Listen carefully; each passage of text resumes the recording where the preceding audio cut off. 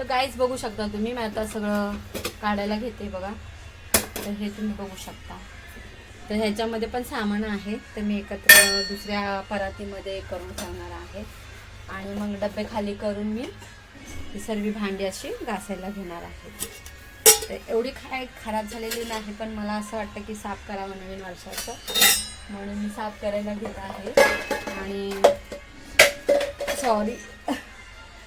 आणि आपलं राशन पण आणलेलं असतं, तर ते पण आपल्याला भरण्यामध्ये हे होईल ना, तर कामाला येईल. तर गाईज बघू शकता, मी करायला घेते. मला मोबाईल पकडून डब्यांचं काम करता येत नाही आहे, त्यामुळे मला थोडासा व्हिडिओ दाखवला, तर मी आता करायला घेते फटाफट. तर गाईज बघू शकता तुम्ही, हे मी सगळा पसारा बघा काढलेला आहे सगळा, म्हणजे वरचे डब्बे. तर तरी बघा तरी धूळ कशी जमा झालेली आहे. तर हा पसारा बघा माझा इकडे, तुम्ही बघू शकता. तर हे डब्बे सगळे आहेत ते दिसतात, ते मी सर्व घासून घेणार आहे. पण मी किचनमध्येच पसारा आवरणार आहे ना, बाथरूममध्ये जाणार आहे घासण्यामध्ये. आणि हे वाला पॅसेज आहे, तो हा वाला पॅसेज पण मला डस्ट करून हे डब्बे आहेत ते पण मला वॉश करायचे. आणि हे बाकीचं आहे ते मी उद्या करते राहिलेलं. पण आज सध्या मला एवढं करायचं आहे, कारण आपला अर्धा तास टाईम आणि अर्धा दिवस तर याच्यातच गेला आहे, त्यामुळे माझ्याकडे एवढा वेळ नाही आहे गाईज.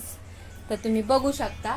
तर मी हे करायला घेते. आणि सध्या माझा मोबाईल जरा बाहेर आहे, तर मी माझ्या मिस्टरांच्या मोबाईलवरून तुम्हाला शूट करून दाखवते. तर हा माझा आजचा ब्लॉग आहे.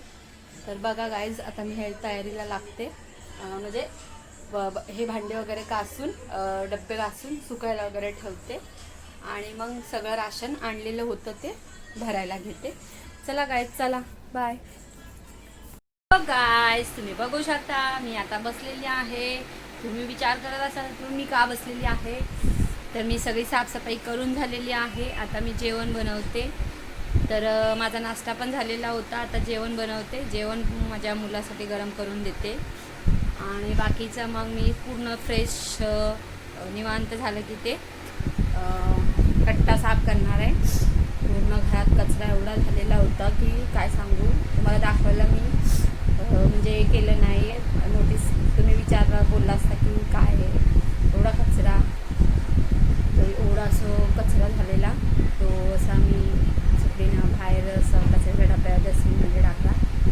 तिकडचं सगळं झाडं वगैरे टेंबाळ वगैरे झालेलं होतं.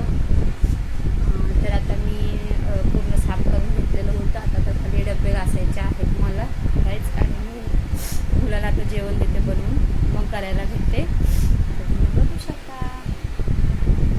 तर मी तुम्हाला दाखवतच आहे की आजचा ब्लॉगचं मी काय करते काय नाही ते. तर चला गाईज, हे नेहमी लेडीजला कामं असतात, ते तर तुम्हाला माहितीच असतात, काय ना काहीतरी चालूच असतं. तर चला आता तयारीला लागतो.